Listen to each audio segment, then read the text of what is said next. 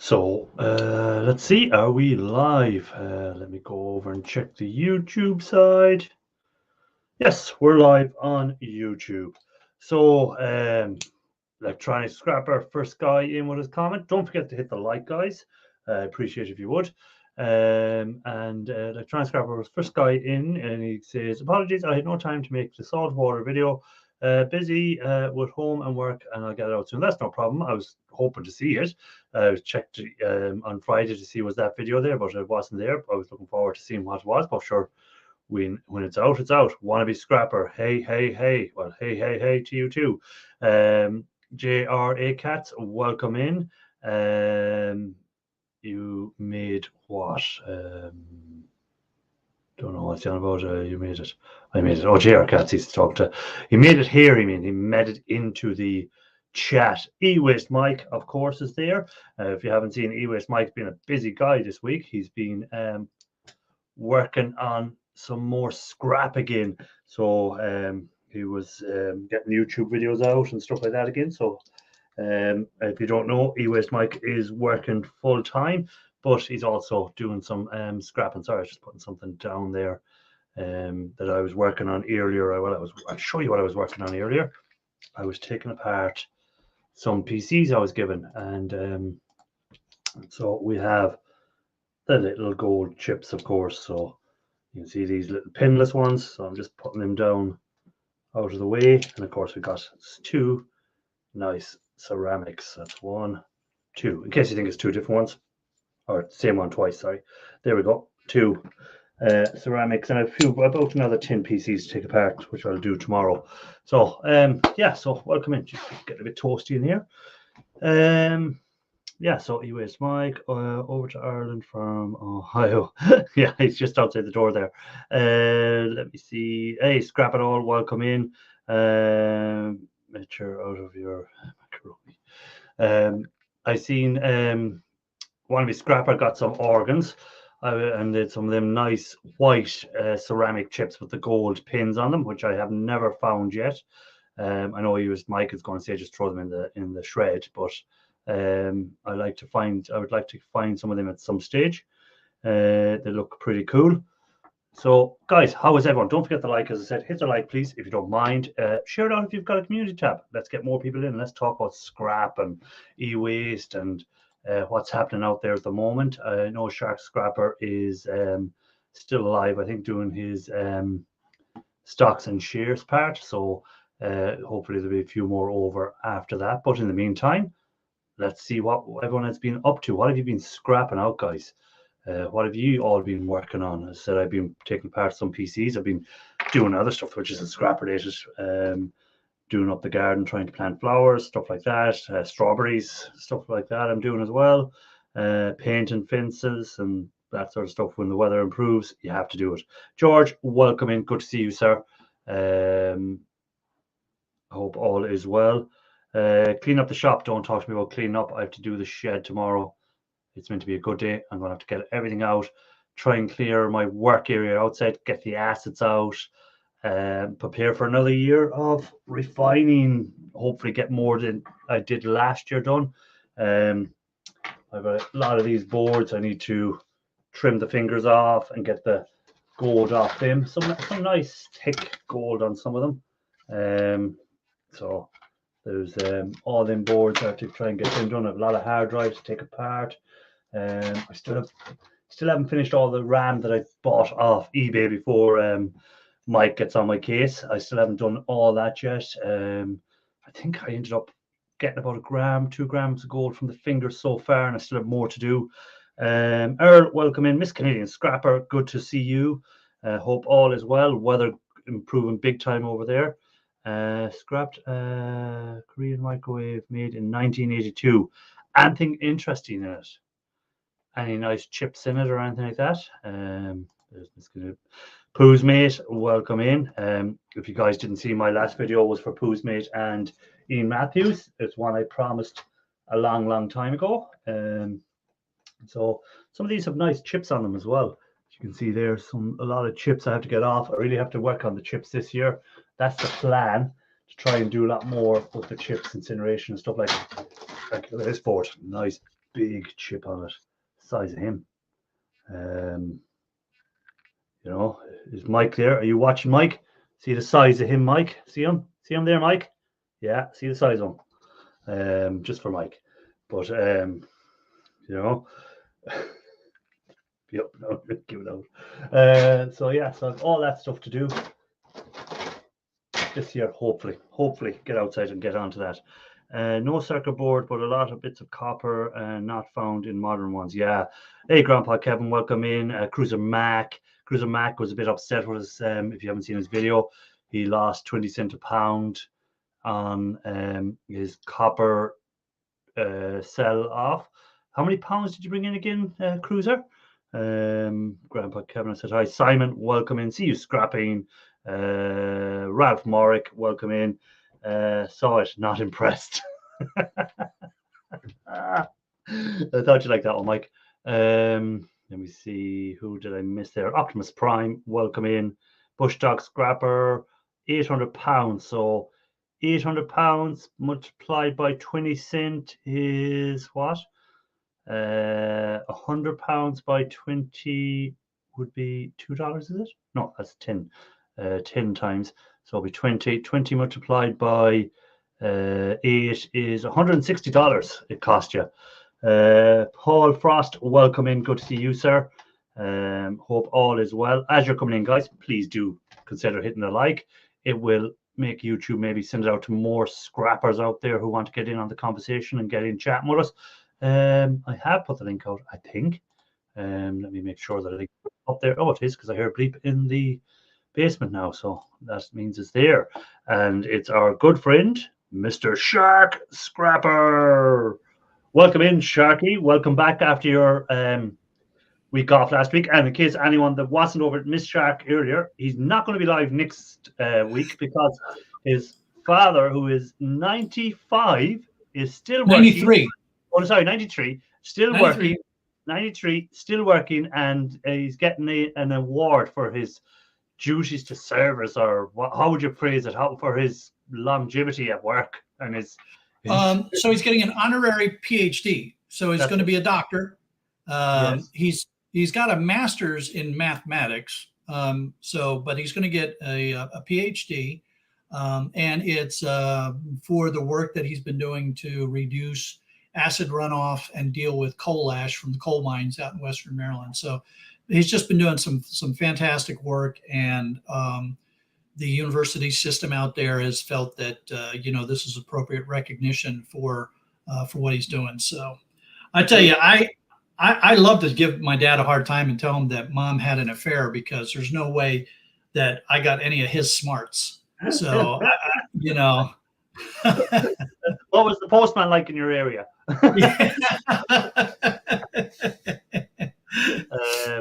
So Cruiser Mac is saying he lost $160 because of the price of copper going down. But that's how Canadian dollars. They're not really much. Like, that's probably what in American dollars, $2 or something. Joking, Cruiser, joking. Grass cutter farmer, welcome in. Big Country Scrapper, welcome in. And I always find it interesting that when I get it, I understand. It's like, oh my God, I lost $160. If only I had sold it. But you still made whatever it was you made. Yeah. Right. So you haven't really lost money. Well, yeah. If you're getting it for free, then it's even better.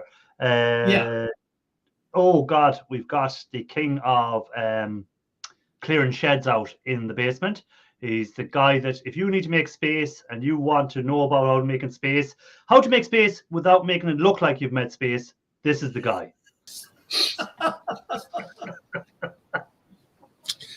And tonight's video, oh my God, you are just gonna love it. How you doing, Ian? Hiya, Shark. I was listening to you. A lot of it went over my head about dividends over 7 years, etc., etc. But yeah, I was going to say your dividends over 7 years is behind you. That's winter work. That's your dividends over 7 years. Oh my God! Oh, I've had a bad day today. A bad day. A bad day as in things going wrong for you, or a bad day as in you plan to do something but never done it? I plan to do something. It didn't quite go right. You can watch the video, but feel free to watch the video later. You know. Hey, hello, Mike. What's up, Mike? Mike, welcome in. But what's up, ladies? I did a job that I've been putting off for a couple of years, and I've done it without spending any money. But I found out you can't, like silicone in a tube. Yes. You can't. 10-year-old ones don't work. No, they don't stick stuff the way they're meant to. They go or seal off the way they're meant to. Sometimes they're actually sealed solid in the tube after 10 years. Before, without even opening it, it was solid. Yes, that does happen. Ian, you did not have to. You did not have to give us the caveat that you didn't spend any money, right?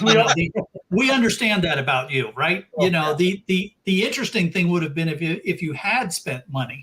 And wait till you find out about the tin of paint that was even older. A tin of aerosol that was even older than you had paint from your grandfather before. Yeah, but this was that's still so much lead in it. I should weigh it in, to be honest. But yeah, I was going to say that's. No, well, like if you had paint from your grandfather, there wasn't aerosol cans around your grandfather, so it's not as old as that paint. No, but this is a. Watch the video. Watchgun said that you spilt your beer. That's why you were having a bad day. GRA Cat said you spilt your beer. Oh, I'm on cider. Well, I'm on cider. I'm now on coffee stout. Coffee stout. It's very nice. That's from Aldi. Very, very nice. Very. I reckon you're sponsored. I reckon because you just stole coffee. You stole the basket from Aldi. You have to mention them in every video you do from going forward. Stole? It's only stealing if you never intend to take it back. Hold on a second. Where the hell is Ralph? I'm in the garage. What have you done to your head? What have you done to your head? Oh, a new workbench. Workbench. Look, I'm trying to fill it up just like Ian. I'm failing though because there's still pieces of a bench that you can see. Look at his tools all hanging up. Ralph, I found a use for all these microwave magnetron magnets, so that's how I'm now hanging all my tools. Did you see that, Ian? Look at them brick hammers. I can see it, but I was impressed at what he had on his bench. What, all the space? No, close. If he stops making you big, I'll show you. What? Show the bench and he'll tell you when to stop. No, show me and I'll show you. Yeah, Sorry. Show something. Oh, sorry. I thought he was going to tell us. I've got one. Oh, yeah, I seen that too on his bench. This thing. Yes. Yeah, and it's just about the same size. I saw it in your video yesterday or the day before, and I thought exactly the same size. That's heavier.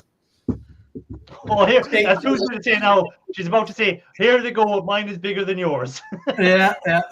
Hey, does the railroad company knew that you swiped that chunk of railroad tie out of there? Yeah, it was a gift actually. I'm on there taking these things apart. These are old connection boxes from when I worked for the cable company.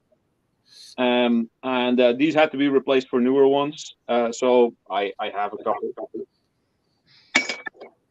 Poosmate said they're a poor man's anvil. and by the way, some of them, Scorpion, welcome in, and Desert Scrapper, and I said to say Granny and the Bear Scrappers as well. Welcome in. Here they're 10 years in jail. some of these are somewhat old.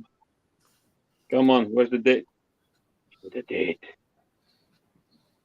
Ian is trying to fix his camera because he's glitching at the moment. Okay. No, it's not going to focus. Too close. 1981 or 91? 1981, it says indeed. Come on, damn it. Well, I have a couple to do. Oh, see that thing. Damn. Yes, you have a few to do there for sure. So, how are you liking your new work area, Ralph? I mean, you get Yeah, a this lot is more great. traffic now. This is great. I'm gonna try to make like a stand here for my laptop so that I can have a slightly easier way instead of holding my phone like this to show when I'm working. I reckon we're going to start a GoFundMe. Me, Matthew, for a camera. You Or don't need to go to me. You're digging his Or a USB adapter that isn't loose. I think it's one of the How do I valves. fix that again? It's one of the valves inside the computer. I think. So Ian, you're not going to tell us what you were doing. So you've been painting, and so was it? It wasn't actual scrapping out. So it was actually making something. If you've been painting. Yeah, he's making a mess. That's what it was. I'm good at that. Oh, he's gone. There we go. I'm gonna have a seizure. He's doing the Max Headroom thing.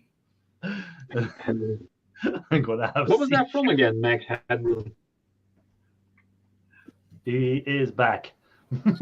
It's I was on a live stream the other day for about an hour and a half, and it never flickered once.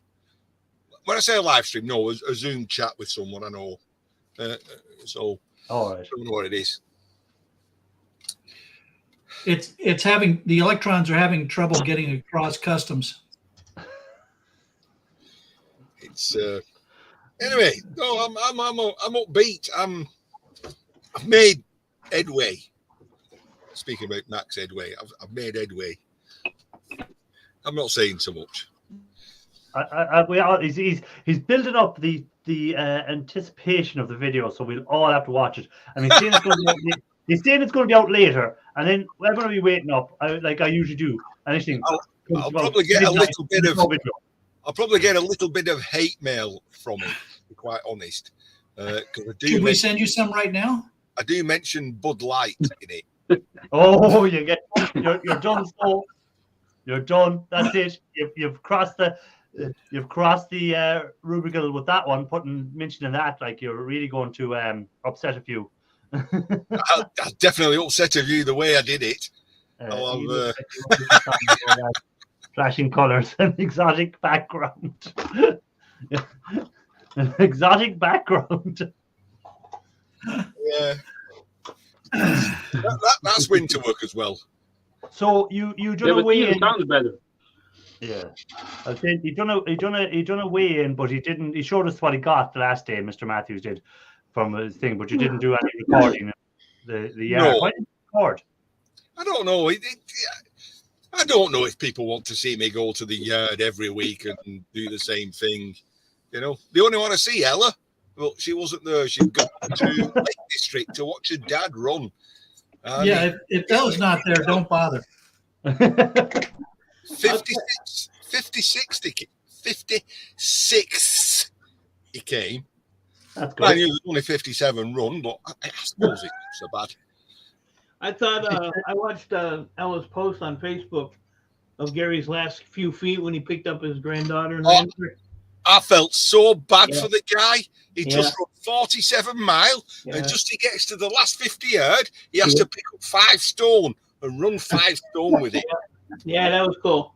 That was true love. Yeah, I bet he's thinking, "Oh God, no! Don't stay at this finishing line." Thank God he didn't fall. Like falling. I did keep going on the app and following his route throughout the day. Wow, running 47 mile. How long did it take him? What was his? How many hours? I don't know. I went bed. Good supporter. I was Did it wear behind. you out? I was behind him all the way. Yeah. Oh, you're something else. My arm is getting sore from holding my phone. I'm going to go home and rejoin on my computer. Okay, we'll see you there. Thanks for showing us your new work area. Yeah. Hold on. Let me see if I can get this in a. And comb your Bigger hair before you come there. back up here. There we go. Got some stuff stacked under there. Tools and tubs and totes and. It's It's very. not very big, but No, what I say to you, Ralph, from me having a timber bench as well, what I'd say to you is you have to do like Ian Matthews does and get a sheet of steel if you can and put it across it.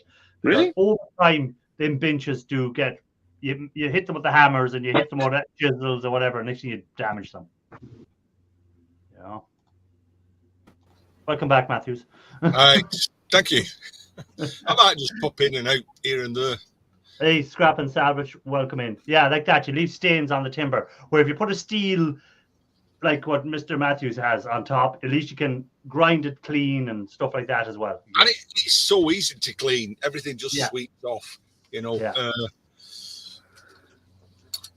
Because when I eventually get back into my shed and eventually back into my bench, that's what I'm going to do. I'm going to get a sheet of steel and I'm going to cover the timber, because the timber now is all full of lumps taken out of it where I've been I had a plywood bench top for many years, and what I used to use was, you know, in like a cold store warehouse, and the fork truck drives through the plastic curtains.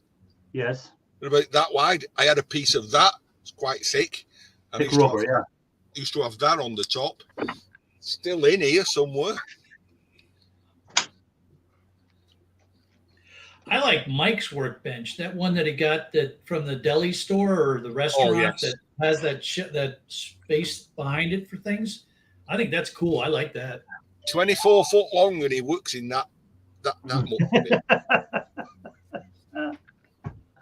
Anyway, Irish. will see you later. Yeah, see you when you get home.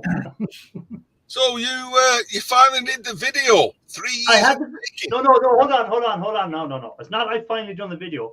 I had that bit of the video done for a year, but I was waiting to do the acid bits where I put them in and actually get the gold flakes off them. But G put the pressure on me, so I had to just put up that bit. So I suppose the one good thing of it is I get to make a second video. I put in the acid, so I get 2 for 1. I only did it for poos, mate. You know what I mean? She kept pushing me. Oh yeah, you're like the guy in the playground who blames his friends. Oh, my friends told me do it. You make the bullets, I'll fire them. Yeah. You're the guy making the snowballs and hand them to the other ones to throw them. Well, or he's the one who's shoving the little rock inside the snowballs that somebody else made. Poozman says that's people powering. So did you do much scrapping today at all, or this weekend, Dean? Did you scrap anything out to make space in the shed?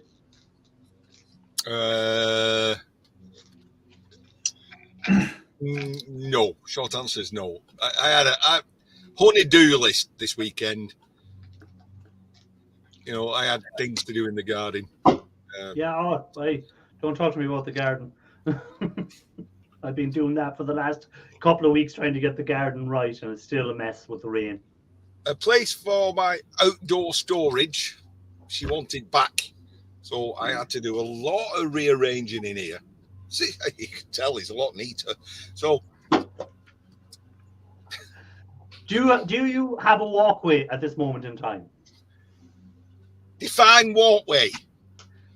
Are you able to walk from the door to the bench without breaking your neck?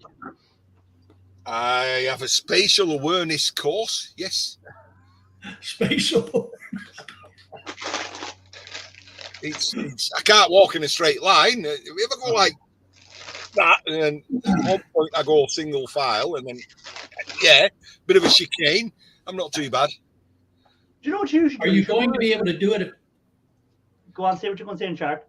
Oh, I was going to ask Ian, can you navigate out of there if you're not drunk? I seem to have a innate built-in navigation system. What I was going to say to him was he should run a pole from one end on the roof, inside, under the roof, from one end to the other, and he can just move along that instead of having to even touch the floor. Well, with the price of steel dropping, coming to the point where I want to say, like, because I never used to do iron, never did iron at all. Whatever iron I had, I took back to the skip at work and threw in there. It was like I take angle iron and box section out for my own personal use. So it was a payback until it went to £200 a ton, in which case I kept it. But now it's dropping £145 a ton. They reckon it's going to drop down to £75 a ton or less. I think I'm just going to not bother with iron anymore and just stick to non-ferrous. That will free up a lot of my time, to be honest. Well, yeah, it's only worth if you have space for a start to store stuff or whatever, then you can do all the metals. But if you only got a small amount of space, you have to be a bit more picky on what you kind of work with. Like this Big Country Scrapper there just said, I picked up 500 plus electric motors, one from one of my HVAC companies. I have never had this amount of motors ever. I feel like it'll never catch up. That's what you'll always feel as a scrapper, that you'll never get to the end, because you're always picking something up. You're never not picking something up. And after a while, you'll be scrapping out the same type of item and you'll get fed up with that and you'll move on to something else. And then you'll be looking over thinking, oh, I still have all them motors to scrap out, or I still have all that. That's what I find anyhow. You never catch up. There's always something that's been picked up. You know what I was doing yesterday? Go on. Electric motors. There we go. How many electric motors? I had about 30 of them laying around. But I just cut them, got them out of the case. Yeah, so they're ready just to be, cut the top off and pull them. So I just got them out of the casing. But Big Country Scrapper was telling me, oh, you should get into electric motors. I can buy electric motors from the scrapyard, but I don't really know if it's profitable because they want like 37 cents a pound. So if I bought 500 pounds, that's what, 190 bucks, 189, something like that. Well, what you'd have to do is get tin motors and scrap them out fully and do a shark brain thing on it and work out whether it's worth doing. I ain't got time for that shit. I did it once. The yard. I'll borrow them and tell them if it's worth doing or not. The yard gave me one. I took it all apart. If I would have bought it at 37 cents, it would have cost me $16. I think I made $6 or $7 off of it. That was the metal, the aluminum, and the copper out of it. Oh, hold on now. But they'll be wanting that you take the stuff back to the same yard, of course. Well, yeah. I mean, I only deal with one yard. I don't. Here is the man himself. Big Red. Hey, what's going on? Yeah, I don't want. This guy gives bad advice. I won't talk to him no more. Get back. Where's he gone? He's gone down. So, Big Red, how long does it take you, or what level do you scrap them out to? Do you scrap them out completely, down right down? So what I do is I take the outside casing off, the aluminum caps off, then I put them in a separate barrel. And then once I get them all done, I cut the crowns off one side and then put that into a separate barrel. And then once I get them all done, then I'll bang them all out with a chisel. Okay. So you have, at the moment, you have your son helping you. I've seen a few videos. You're getting cheap labor at the moment. Very cheap labor. and he's abusing them. You see him pull him off the truck the other day? That was terrible. I didn't pull it. Come on, dude. So that's interesting that you prefer to do it one action at a time and then another action at a time and then another action. It just makes it simpler, right? So that way I don't have 10, 20 different tools on the bench at once, right? Well, if you're E. Matthews, you only one tool on the bench, a hammer. Yeah, you'll see that tonight. I've just made it. I've made it space. Even when he's painting, he's using a hammer. Right. Well, having my boy with me, it's a lot better too, because then we can kind of run like an assembly line. You know what I mean? So like I do one stage, then he does the next stage, and then, Yeah, speeds it up. Yeah. To another thing. What were you saying about your video tonight, Ian Matthews? I'm going to say you'll see right at the very end. I've created a space even smaller than E-Waste Mike's working space. I've got space for my block, a hammer, screwdriver, and my snips. And I'm thinking like, that's all I need. To make. That's it. It's a start. Yeah, but if you're a micro scrapper, you need a lot more tools, especially if you're taking stuff apart with screws in them. You need about 4 different, with all the stuff that's out there now, you need 4 different screwdrivers for one item. Why they put in different screws all over the item, I don't understand. especially. You open it up, take one screw to open the case. Inside there's another screw holding the board. Then there's another screw holding the aluminium on. There's another screw, different type, holding something else on. That drives me crazy.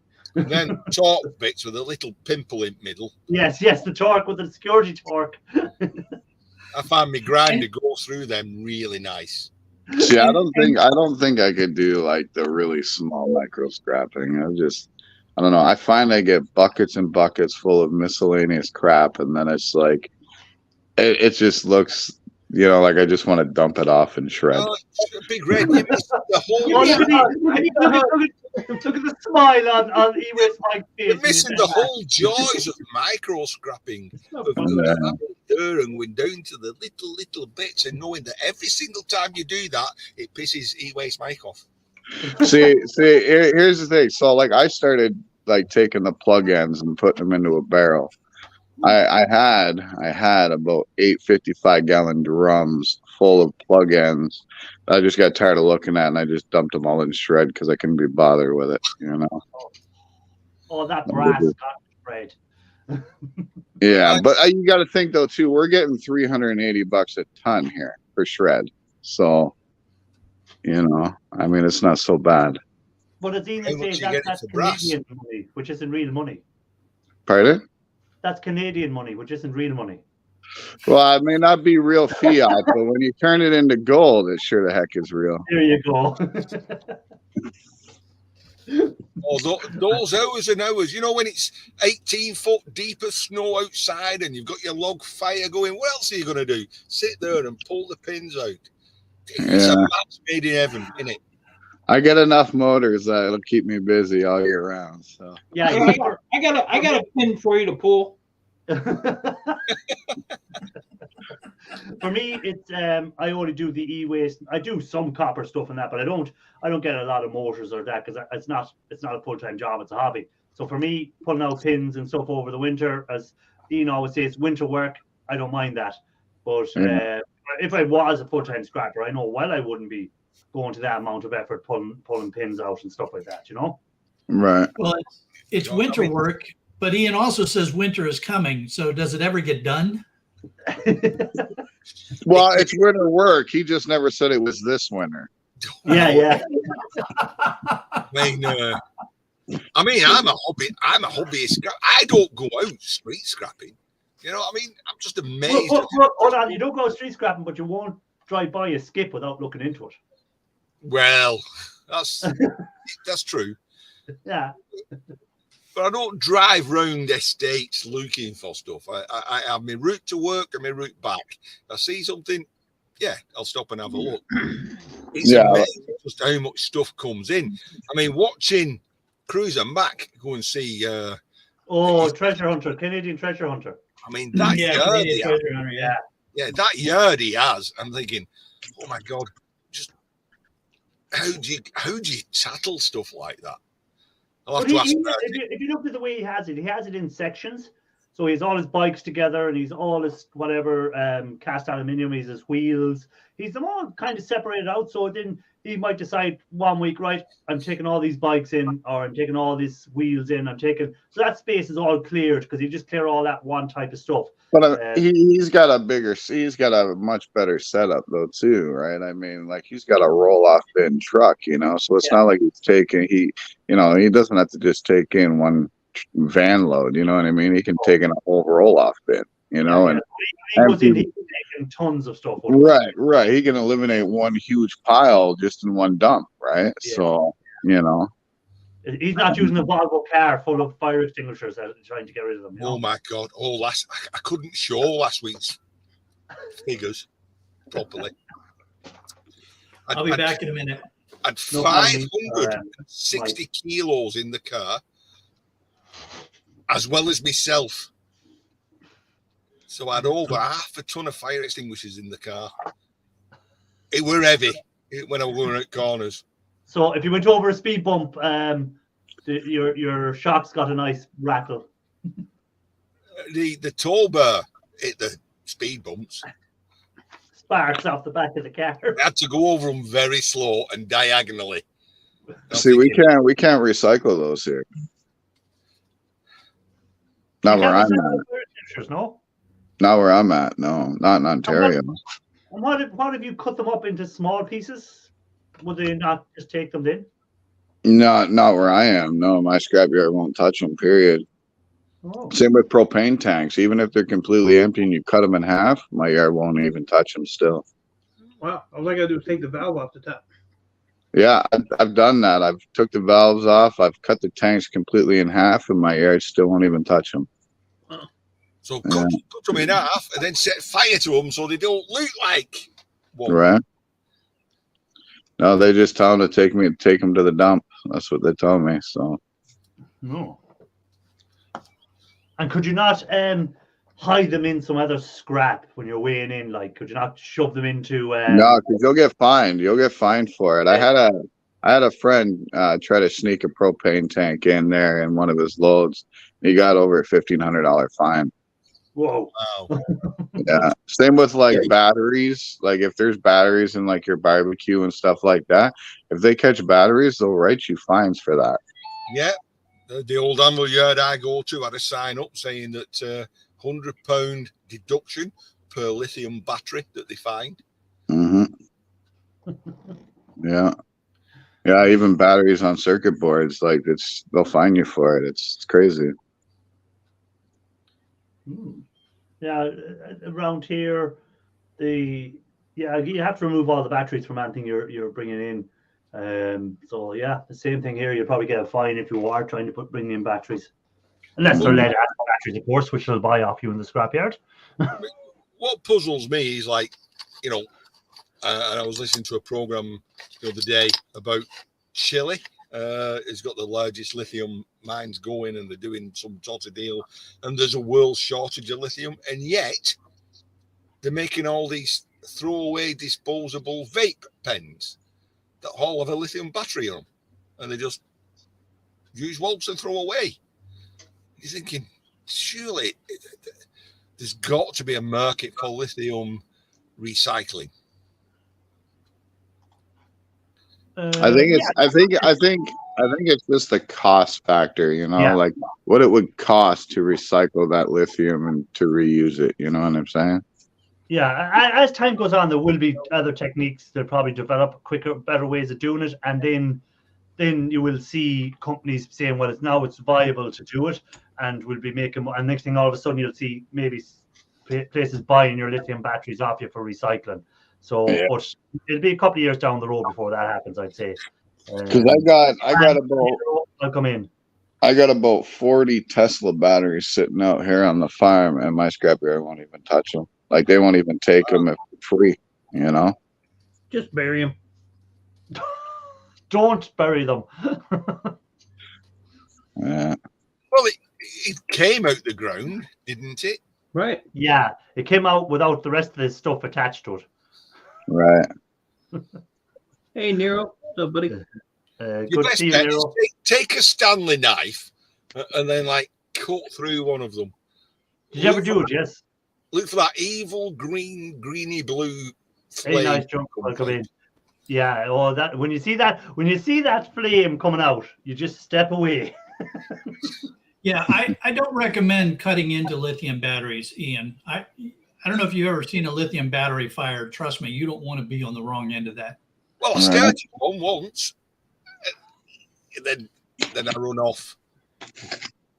Yeah. Well, if you're gonna start a lithium fire, I'd advise to be outside with nothing else around you and have at least a couple of miles of open Fire space around extinguishers. you.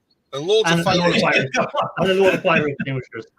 But wasn't it somewhere? I seen some guy done a video and he set it on fire. He put it in underwater, left it underwater, brought it back out of the water, and it lit up again. So you know, it's an evil you thing. need to have it under mineral oil. You know. Yes.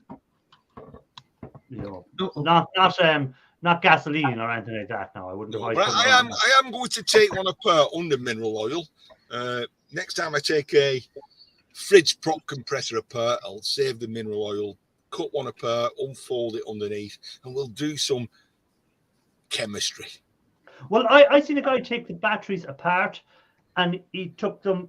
He took them by the layers. Jack, And no. and he got no. I seen the guy take it apart, and he done it in such a way that he didn't set off the fire. He cut it in such a way, and he unrolled it, and he kept the two layers separate, and he got a nice bit of copper out of it. So he did, because they had a copper layer in them. Well, You know? when I was doing my A-level chemistry, we used to deal with sodium and potassium and all those wonderful chemicals that reacted very nicely with water and oxygen and stuff like that and moisture. So it can't be any worse than that, can it, Jack? I advise you, Ian, to Google or look on YouTube or Google or something. Lithium battery explosions, and I've seen them. Like I say, that's when I had this idea. I would cut one open with a Stanley knife. As I started doing it, and I'll be right back. And then, No problem. it's hard to describe that flame. It's blue, it's green, and it's evil. Evil is the operative word. And you think, "Whoa, I shouldn't be doing this," So I stopped. I did stop,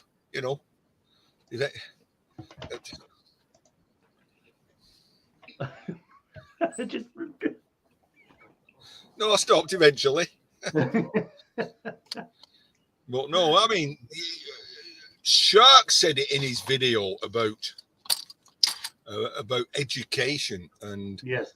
further on. Now, I do watch a lot of YouTube videos on electronics. I want to know how a capacitor works. I want to know how a MOSFET works, how things work.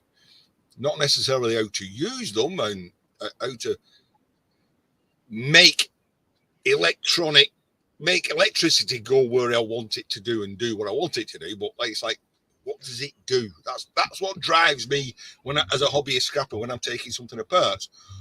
What does it do? Why does it do it? But I didn't know years ago about beryllium in microwaves. I used to just smash them up. It's not until you learn about lithium and how dangerous it is. There's no doubt lots of asbestos. There's very few people these days are going to take electric circuitry apart and find little asbestos mats inside of them. They'll just think, "Oh, what's that?" As you get old, you need to be of a certain age to know about these things.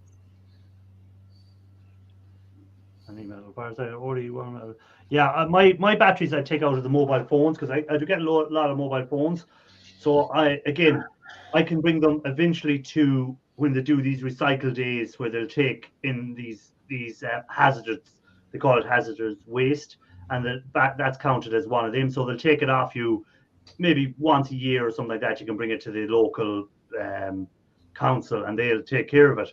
But they don't do that once a year. So while I'm here where I store them at the moment, I have a big metal container that I store them inside, keep it sealed, and it's not in my property at all or on my property. The nearest thing to it is about a mile away.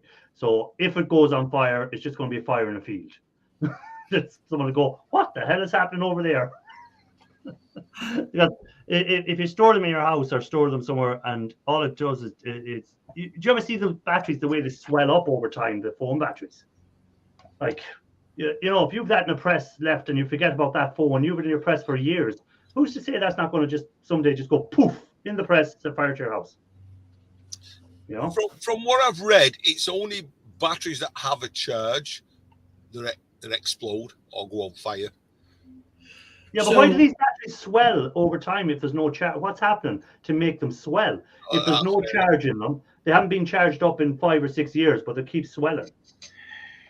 So, Ian, a charged lithium battery is what can spontaneously ignite.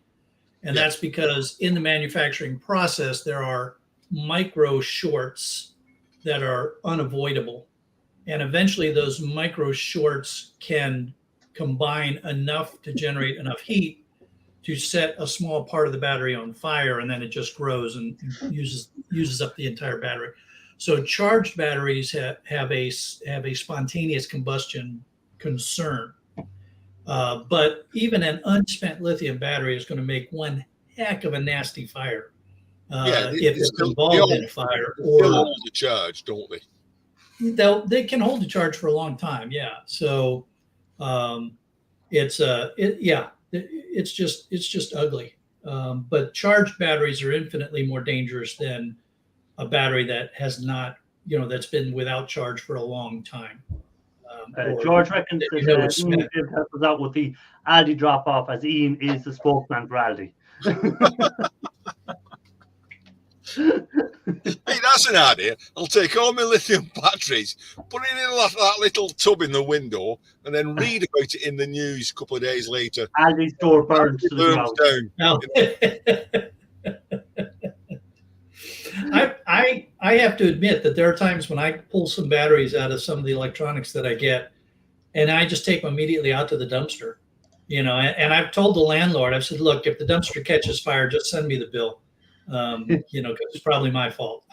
But I'd rather that dumpster catch fire than the building.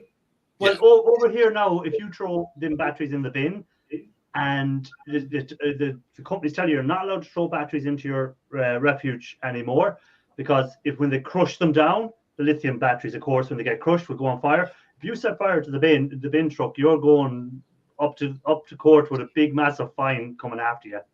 It's a risk. It absolutely is a risk. But again, a bin truck, if it catches fire, the operators are supposed to be trained on how to handle a bin truck fire. Yeah. And those, and those dump trucks, man, I mean, those waste trucks, they're designed to, I think, absorb a nuclear blast. I mean, those things are tough machines. Yeah. So, again, I hate to say it, but I'd rather that catch fire than the building. Yeah. The last one I saw, he actually unloaded his load on fire in the middle of the street. Yeah, I think that's pretty much what they do. I've never seen one go on fire now, so I haven't. By the way, Bruce Napier, welcome in, and Bruce came in there as well. So I don't know whether I said hi to him or not. So Bruce, welcome in. Good to see you. Scrapped Ralph is back in his natural habitat. Natural habitat. Wow.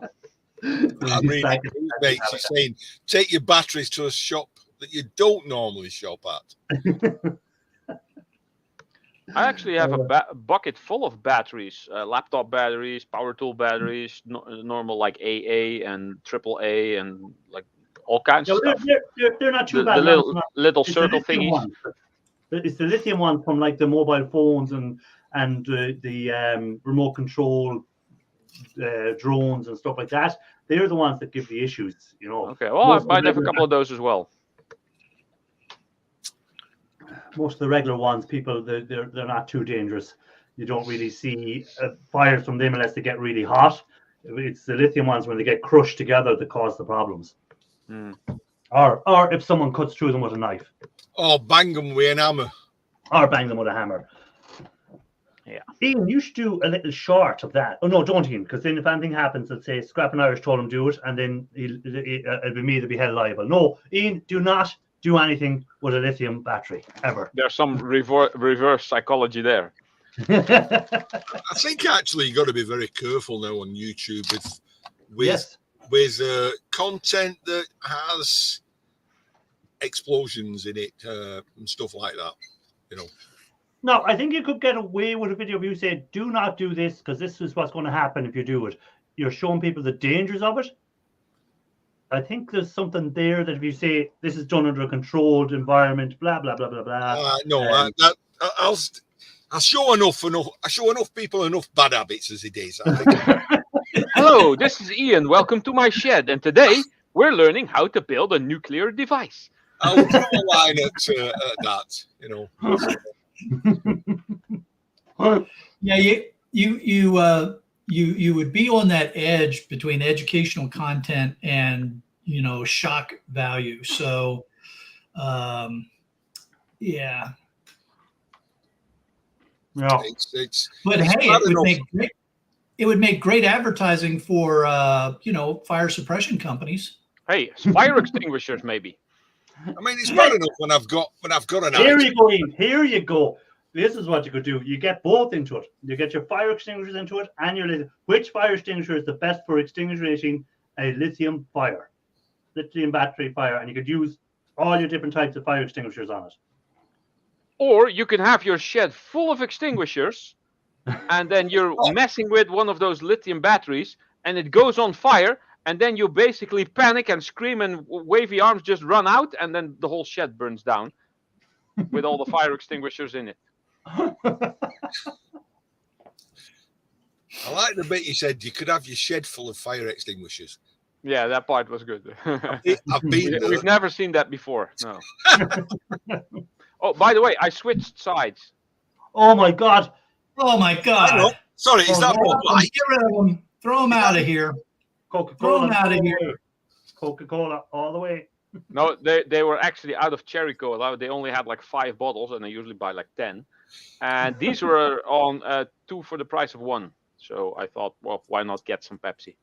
I don't mind the stuff. It's still good, but I favor cherry cola above everything. It tastes like flat cola. So which offer do you like best? 2 for the price of 1, or 3 for the price of 2? 2 for the price of 1. Just give me one at a good price and stop this crap. This is what gets me. This is what drives me mad with Tesco. 2 weeks ago, Tesco was selling Pringles at €2 a can, right? Then this week, the offer is buy two Pringles for £4, which is still €2 quid, or 1 for £3.40. If they were able to sell them for £2 last week, why have they gone up to £3.40 this week? And then you have to buy 2 of them to get them at the €2 again, which is just a con. That's why I don't want 2 packs of them, because I'll only eat 2 packs of them if I get them. Pepsi puts out lithium batteries. Hey, Irish, it's because they're getting close to the expiration date, so they need to get them out of the store and into your hands, and then they can expire and go stale in your pantry instead of on the shelf. It won't, anything like that won't go stale with me, because if I know it's in the press, I just eat it. It doesn't matter. My boss's mate, his brother-in-law actually, used to work at the factory that when they started making Pringles, and he wouldn't buy them. He said if you knew how they were made and what they were made of, he says you wouldn't eat them. Yeah, well, I worked in a bakery when I was younger, and for, I'd say, 2 years after I finished working in the bakery, I wouldn't eat bread. So, just if you see how stuff is made, now hygiene has improved a lot since I worked in the bakery, because the bakery would have been 30 years ago, and I worked there for summer jobs, so it would have been more 30-something years ago, and some of the guys that were in there were not the best at practicing hygiene. So, like, standards have improved a lot since then. But if you've seen some of the people that worked in there, you would have said, I'm never touching any food again, because some of them didn't know how to wash. Never mind anything else. So that will put you off food. But now I know hygiene practices are a lot better than the were. The strange thing about this guy, though, I mean, he was very fastidious eater. He wouldn't eat red meat. He did everything that was perfect. Ended up with bowel cancer. Died of bowel cancer. And he was, his life was about eating good stuff.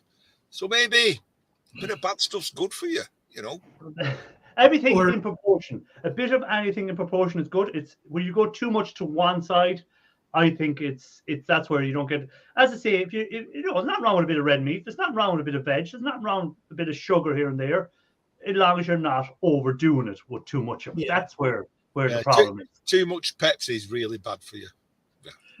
What about cherry cola? He said Pepsi puts out lithium batteries. That's all it's any good for. Ian, as one of my doctors put it to me, he said, "You know what? If you live long enough, cancer is going to kill you. So just deal with it." Exactly. That's true. George said, "I won't eat bread with a hole in it." No, I do love a bagel. Well, that's for totally different reasons. I helped my father clean 120 chickens. Man, I hear you, Earl. That would do it. Yeah, that would put you off. What are you eating, Mike? Before we talk about putting people off food. Oh yes, he's got the old hamburger, brats, macaroni salad, and stand by. Whatever's in here. Oh shit! It looks raw. Quiet. That it would be polite then. They're like little Oh, nice. Little paint. Oh, they look nice. they're like little shortbread. Now, Yummy. you've either got absolutely massive fans, or that's a small burger.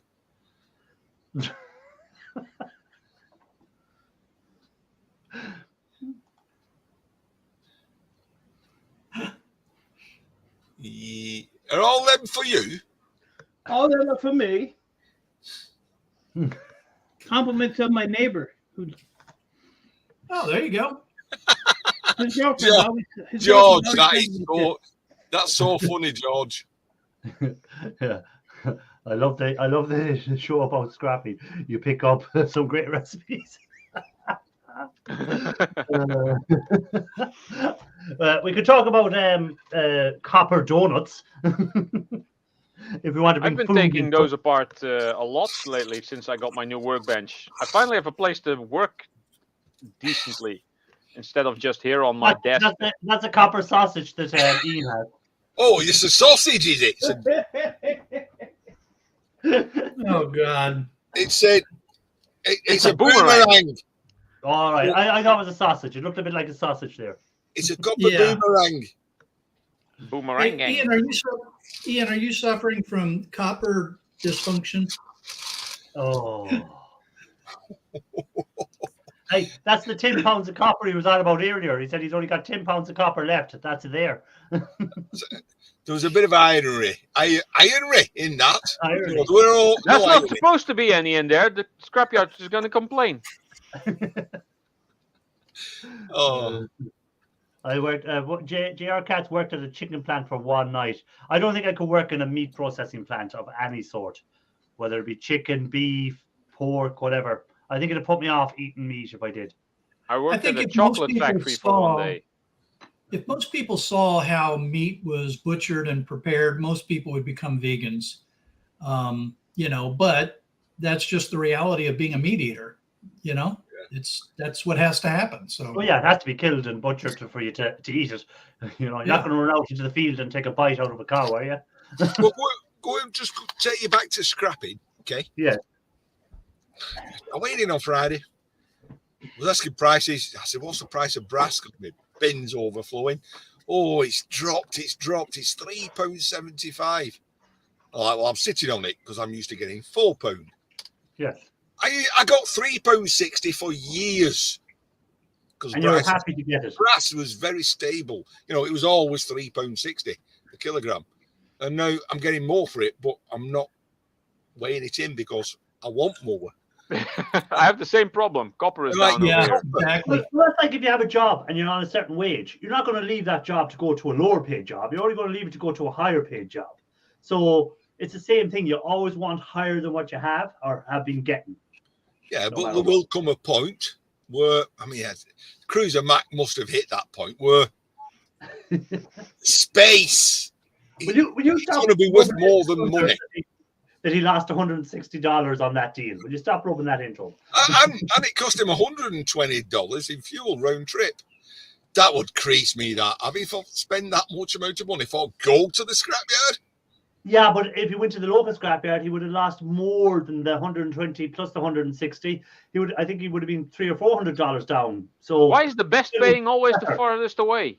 What it was was still this, better to this travel. Murphy's He got Law or better something? price. No, That's I- Murphy's Law of Scrap. Yeah, Murphy's scrap law. Murphy's Copper is down 70 cents over here. It went from €7 to 6.30. Yeah, well, And insulated wires down 30 cents a kilogram. yeah, and like a lot of people were saying, as Shark was saying earlier, that I had comments on my thing last week on our live. People were saying, Buck said he thinks that looking at the copper is being manipulated, that the price is being manipulated because there's no reason it should be down this amount. But when Shark went through the warehouse stocks against the usage of it, and with China not needing as much, then it kind of makes sense for it not to be soaring up like it was. But I can still see it rising again before the year is out in the summer. Yeah, I think it will. Absolutely. I think we're going to have another rise. So if you don't need to cash it in, if you're a hobbyist, you don't need to cash it in. You have place to store it. Hold on to it. That's what I'm going to do with mine. I'm just going to hold it, and eventually at some stage I'm going to cash it in. All that wire. I think I have about £400 or £500 of wire now to cash in. So, wow. but I'm going to strip a lot of it because I need the stuff that's strippable. I'm going to strip it because, again, for me as a hobby, I just strip it, and it's easier to store then into bins and stuff like that for me than it is wrapped on the coils because I want to make room. So that's what I'm going to do. But again, you have to work out whether it's worth your time. Is it going to make you money by stripping it or whatever? Again, that's for everyone to make their own choice. Brass is down here as well. I never stripped as a hobby. I always got paid. Oh, wait a minute. That's something different. Do they pay me to keep my clothes on?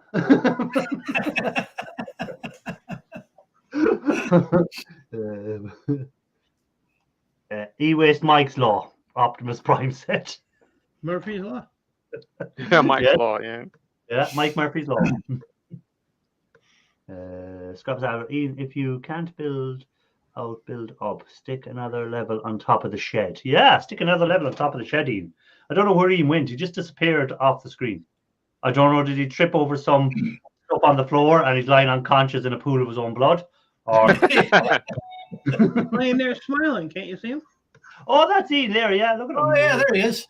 Yeah. Hey, I got a question for Mike. No. So, Mike, did you get any video of the cranes lowering all the AC stuff or pitching the sealed units over the side or any of that? No. Oh, man. I was really looking forward to seeing that. My neighbor had some videos of the crane doing its thing, but the problem I couldn't do it is because it was so chaotic out there because they're redoing the parking lots, and then they were having like some special event at this club, and I mean there was kids running, we had everything like taped off, and I mean you really had to watch what you were doing. Yeah. I was asking where I'd gone. I forgot. I needed to cook something for tomorrow's why I'm at work. So it's me gammon, the pack of gammon bits. Gammon? Gammon bits. What's that? It's like bacon. It's like breasty bits, but different. Thick bacon. But these Like are bacon. They're called bacon misshapes. So they're very cheap. Piggy. Pig, yes. Pig. Oh. So this was like £1.75 for this pack. And if you can look at that there, look how thick that piece is. Oh, nice. So they're called misshapes. Misshapes? Okay. Yeah. So they're cheap because they don't look presentable. The interns cut. They would have been ones that would have been thrown out years ago because they didn't meet standards. But now people are more conscious, don't really care. If they get a value of it, they don't care if it doesn't look like the shape it should look like. I don't care because it all goes out same hole. Exactly. They probably were thrown out years ago, and and it all comes out the same one. No, it don't come out the same hole. Not the one that goes in. No, it comes out a different. But it all comes out the same shape. Yeah. See that there where Paul put up? He scrapped 26 keyboards. Oh, I hate him. I can ask a question. Stop, Matthews, for a minute. Can I ask a question? Can I answer this question first? I said I hate scrapping out keyboards with all the screws in them, but I always let them build up, and then I end up having to do 20 or 30 at a time. I snip the cord and throw away the rest. Oh no, I take the milers out for the silver. I don't know why I keep doing that, but I do the same thing, and I don't know why. I did like 10 of them, but I'm sending the milers to church. See, there's a combined age of about 200 years on here. Right? So I want to know. If you count my real age, it'll be over 500. I want to know. We're talking about this, and we're talking about where it comes out. Why is poo brown. Depends on What what a- you've eaten, what? actually. A question to be asked. If you It can, be, take it can be different colors, actually. if you take iron pills, This is not. it'll be black. Yes. So you can mix it up.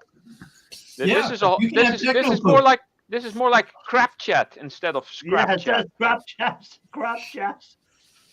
So the other question would be, why does it smell different? Oh. That also depending on what you Right, eat. let's get back onto scrap. I don't want to be talking crap. Pooh's Well, like, it I'm actually white. is crap. I knew that was coming. Yeah. Oh God. Right. He asked a question and then he left. So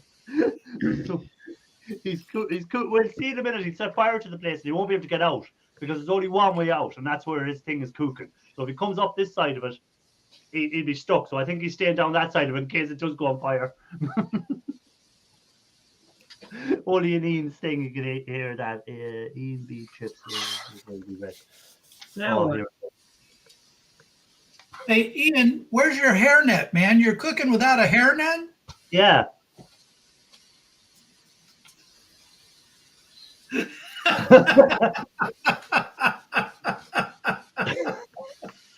Hang on, I've only got one dangly bit. One dangler. Oh, Well, my I'm God. sorry to hear that.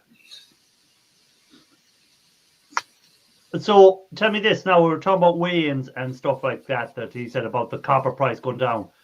Will that stop you weighing in general, Ian? Will you still keep weighing in that even though prices are, I know you said you were holding the brass, but you've only so much space.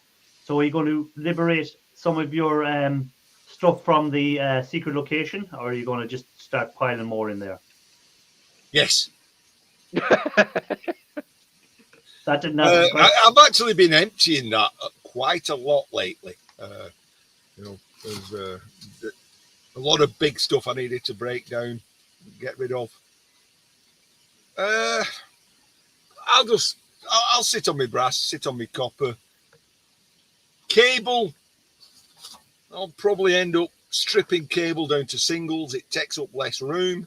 Yeah. But there is sometimes you can pick something like that. Okay. It has really thick outer cable, but thinner interior cables. And you're losing too much weight by stripping it. So you might as well weigh that in as household cable. Likewise, sometimes you get wires that have got a very thin plastic outer coating. And that's better stripping because you're not losing as much weight. No. Yeah, I know, but will you as Watchcall said there, Ralph? He goes about solid core. He'll strip solid core.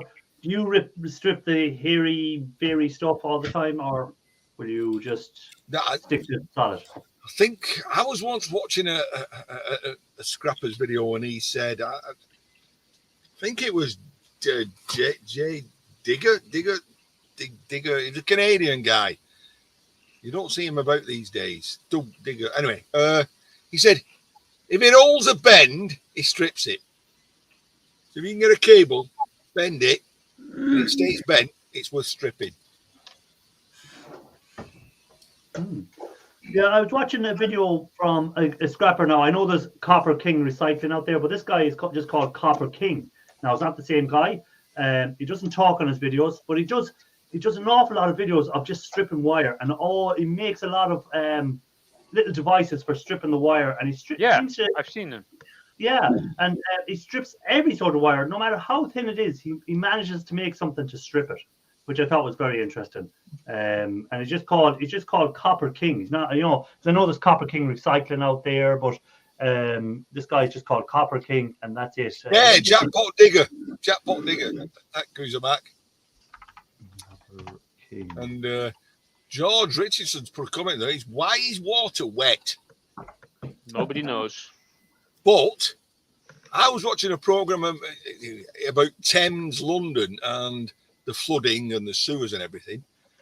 And they added a chemical when it was raining to make water wetter, because it apparently it made it less sticky, so it flowed faster. And I never knew there was such a thing like that. Here's one for you. You might know this one, Ralph. Question: if I melt tinned copper wire in my Divot Forge, will the tin separate as dross? No, you will get a very light bronze type of bronze. Tin will alloy with the copper. The melting point of tin is so low.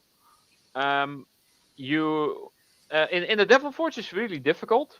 In an electric furnace, you can set the temperatures. That's a lot easier. I've tried this, putting tin coated copper wire in there at 275 Celsius, which the melting point of tin is about 230. But the melting point of copper is way higher, so no problem there. I kept it in there for, I don't know, 45 minutes. Nothing melted off. It just stayed on there. Just slight discoloration. You can't really get the tin off.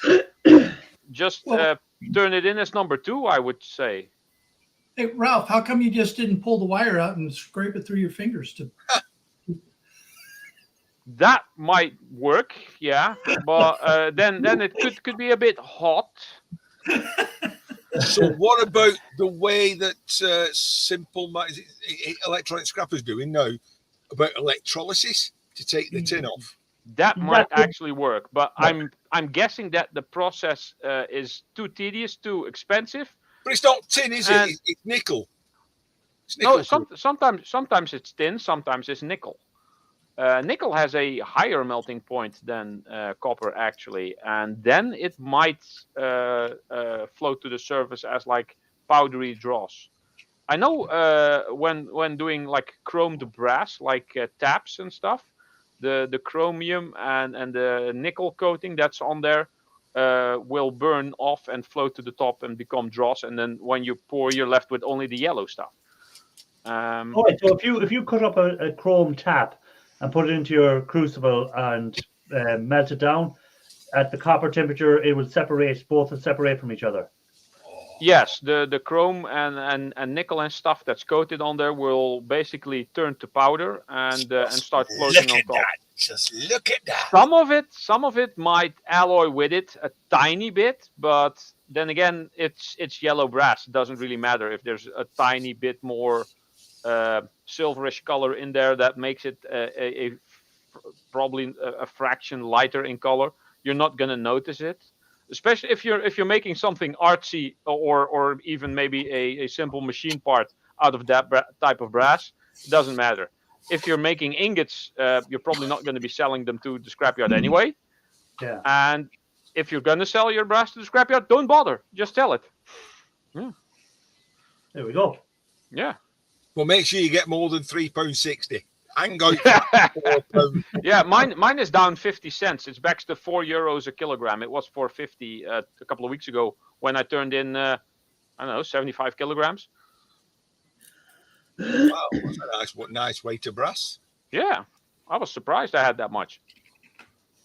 Well, if you keep saving your brassing, you should have, by the time prices get high enough for you, you'll probably have 500 pounds of brass by then again. Yes. I was trying to convert the pounds into kilograms. If the shed can hold that much stuff. Oh, the shed, it's a TARDIS, really. Yeah. Does your scrapyard take like ingots? Maybe you can like melt it and compress it into nice little stackable bricks. Short you can like answer build an extra piece of your shed with just ingots. Right, they would probably take ingots off me, right? Yeah. They don't like taking ingots. Most They actually scrapyards watch don't. my videos, so if I did a video melting ingots, they'd know I was doing that, but they would probably still take one and shear it to see what was inside. Oh yeah. They do have an XRF machine anyway. Fortunately, they don't use it all the time.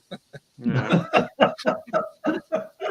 Well, actually, trying to cast like an ingot around something. Say you fill your mold up with nuts and bolts and try to cast copper around it. That's really difficult. Right. They're gonna stick out on all this.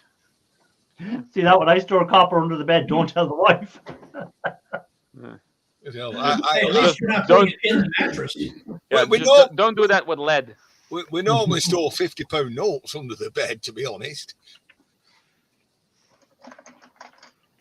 When he says he stores copper under the bed, does he store copper wire just under his bed, or is it actually ingots?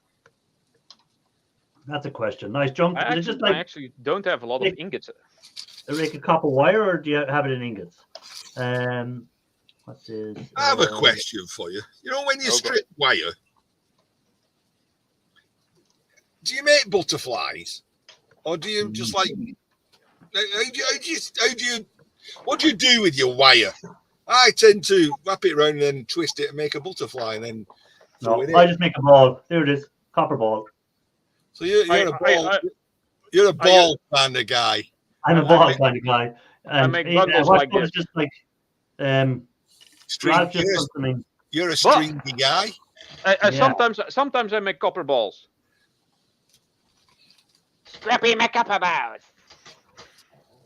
Now, again, looking here, yeah, most of it I've just put into balls. Now, every so often, I'll venture out and I'll make something like that. Just a V shape. And yeah, mainly little copper balls. Whenever I'm just taking little things apart.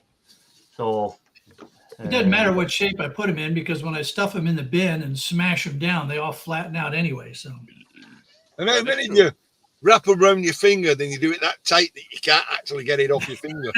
yeah, I always mean, wrap you around start two turning fingers, purple. and then I do like this, and then I can slide it off. Oh, that's a good idea. Sometimes I do the same with pliers. I put like something in between, and then I wrap around there, and then I take the thing out, and then close it, and you can take it out, and then just Too much time on your hands. I'm a part-time I'm scrapper with like Mike you. on this. You just like too much time on your hands. Throw it all in the shred and be done. Oh, Ian Matthews would never throw all that in the shred behind him. So let's In not the even go shred, in the shred. There's no scrap there.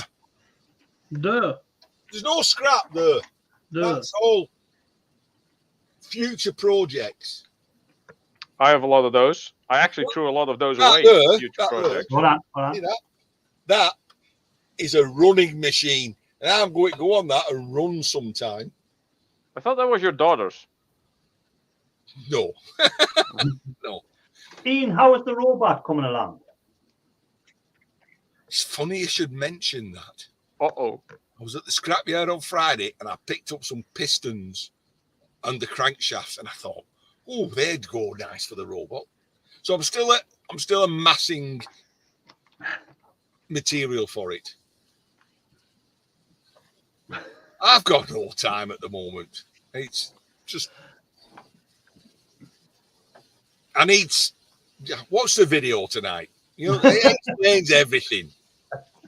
Ian, I've been hearing you saying about making space now for 3-4 years, and that space you for a while there you were actually doing it. You were doing it last November time. You were actually clearing stuff out, getting rid of it. I said he's actually changed, and then came the new year, and all the old habits came back. It's not. It's people give me too much stuff. No, you keep stuff like for that robot, for instance. Oh, that'll work on that robot. When are you going to do the robot? Just get rid of it now. You'll get it again. You're a scrapper. You'll get something again. I'm a what? Oh, sorry, a metal artiste. I'm a metal artiste. oh, deal with it. You're a scrapper. Just deal with it. Hey, take it easy, JR. Hey, Cats. Thanks for being in. Appreciate you. Drop it in. That's true. Yeah, I'm you're a only a scrapper. metal artiste when the authorities pull me up. I'm Tapu's mate. Well, who said something about the council here? There it is. How are local councils UK with regards to scrap in bulk in a shed on a residential? So, Bruce, you work for the council. What's the regulation on that? Shh. I've got to go now, actually, to be honest.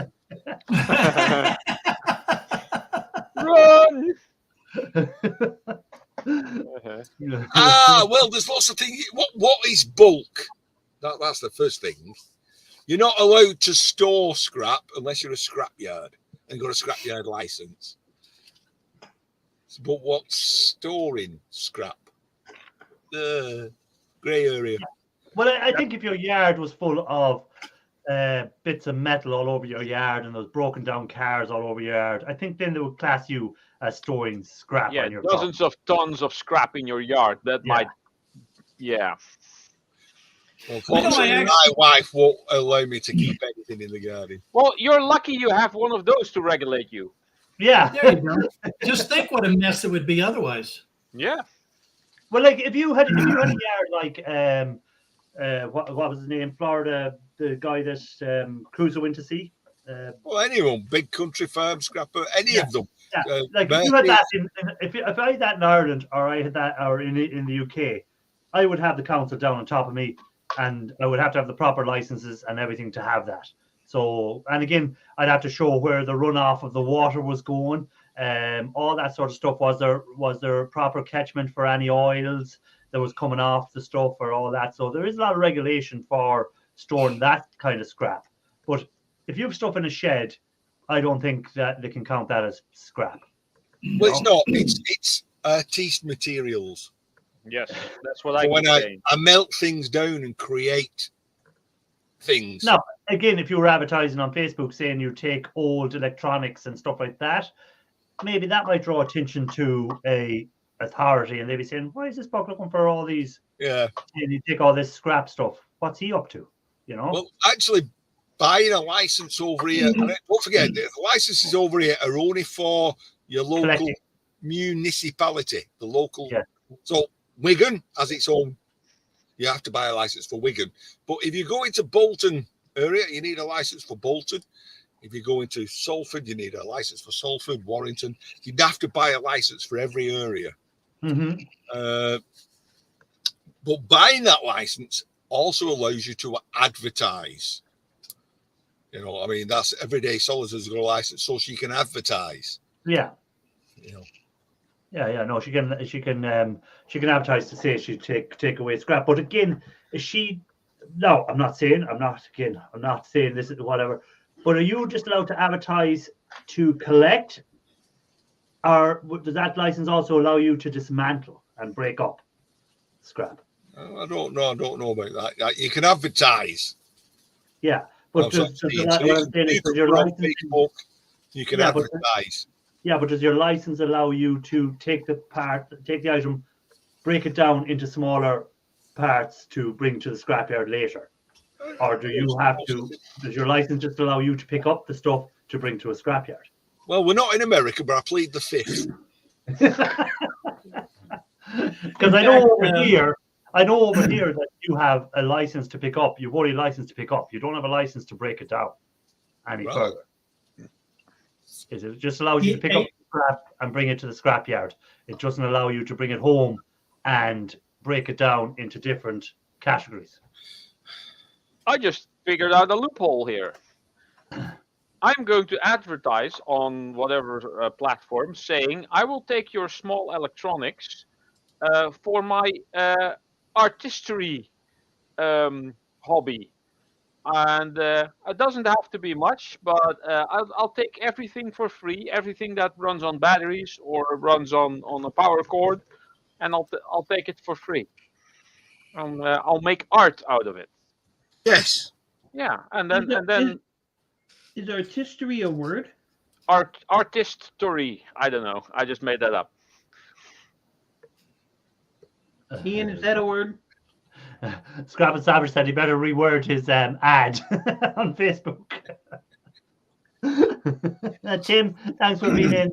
Right, Timmy. Take it easy. Enjoy your stream. I know you're going live, I think, in a few minutes. So enjoy your stream, sir. Hey, Ralph, over here they get around that by wording the laws along the lines of any person or business involved in the collection, holding, retention, or processing they throw a whole bunch of, comma this, comma Yeah, this, yeah, comma this, yeah. comma this, so that one way or another, they'll be able to get you if they want to get you. Yeah. I'm not sure that my country is at the same level of I don't know, annoying the civilians. Once upon a time, that was a little piggy running round. I thought I you were thought keeping that was that for for lunch tomorrow's later on. dinner. I thought that was tomorrow's dinner.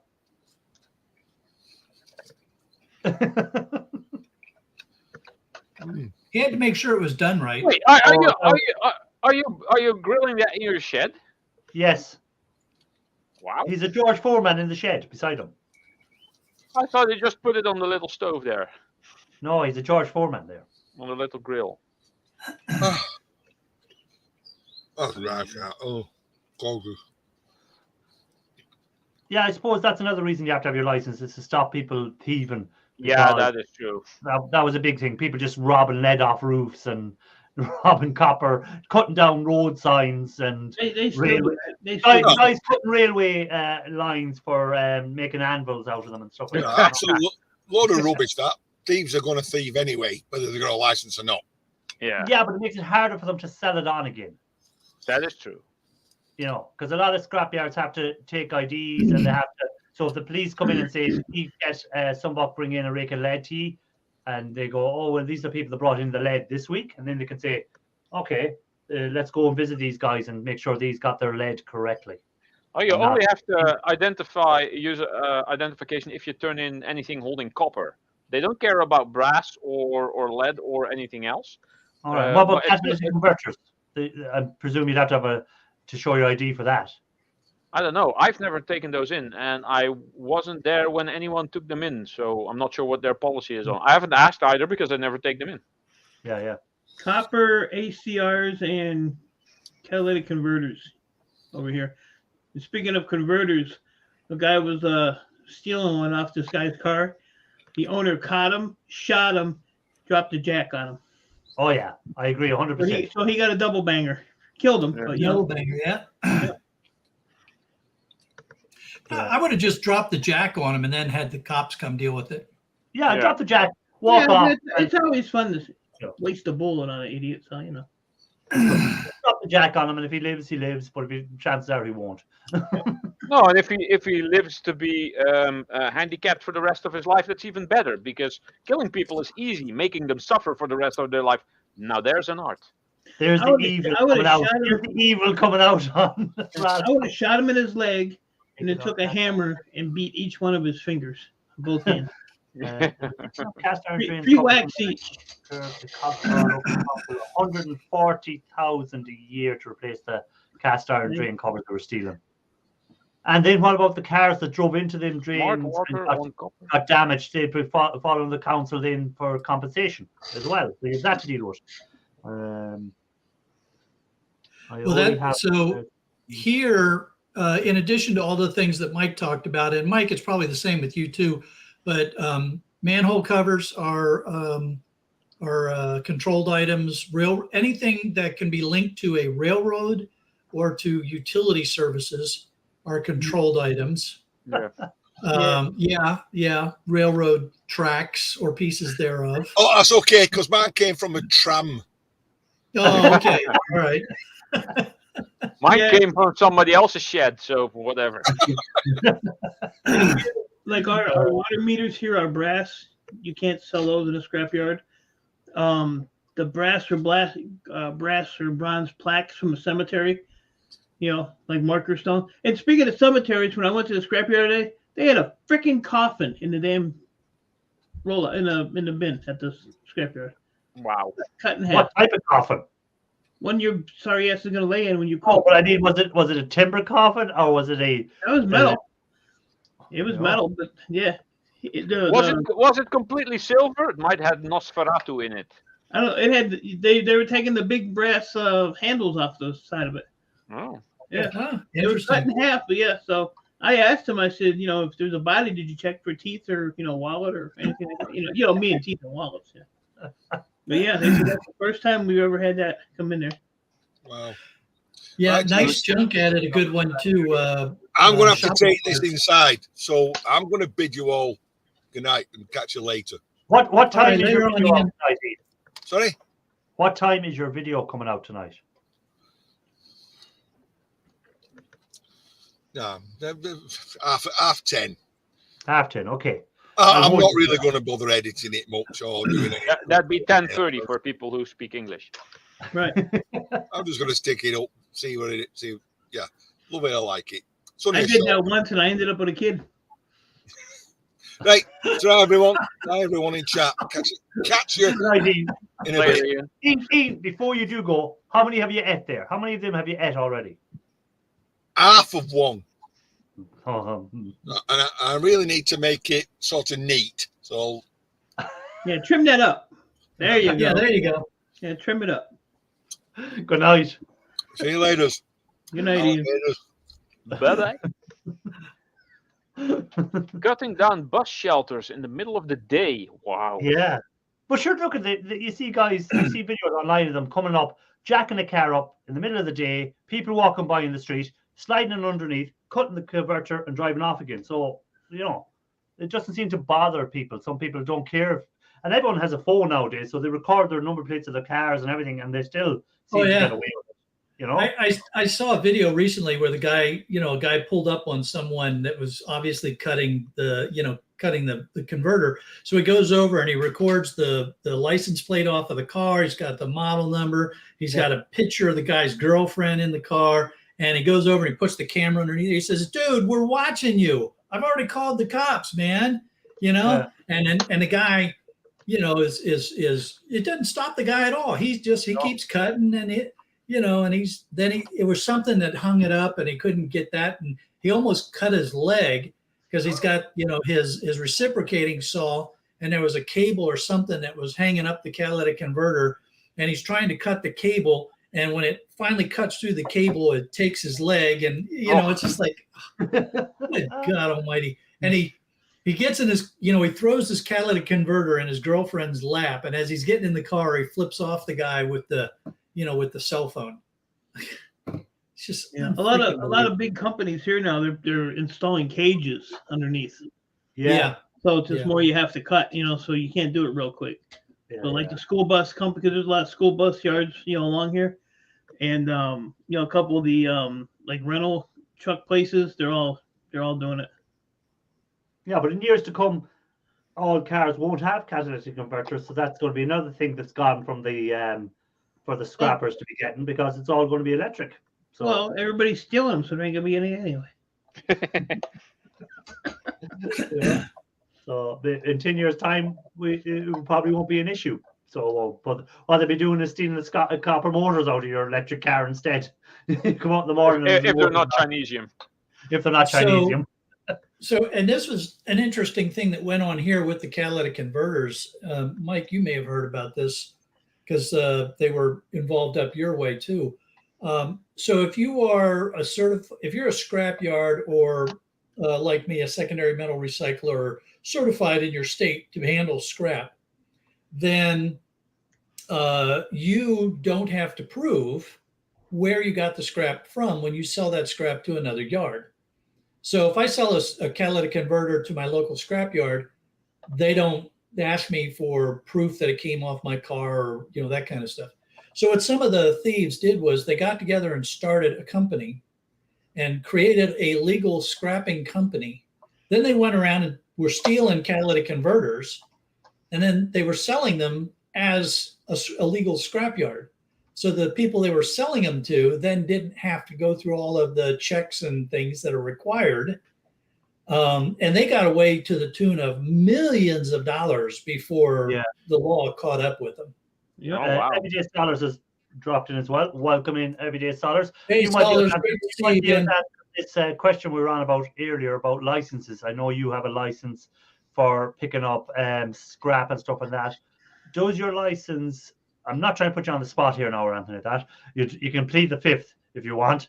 Does your license allow you just to pick up scrap, or does it allow you to operate to dismantle any of the scrap you pick up as well? That's what I just wondered in the UK. Because here in Ireland, the license only allows you to pick up scrap, doesn't allow you to micro scrap it out into different categories. No, so just wondering. Where was it there? Someone else come in, did they? Or someone else say something? No, just everyone saying hi to Solars. So again, you don't need to answer it if you don't want to.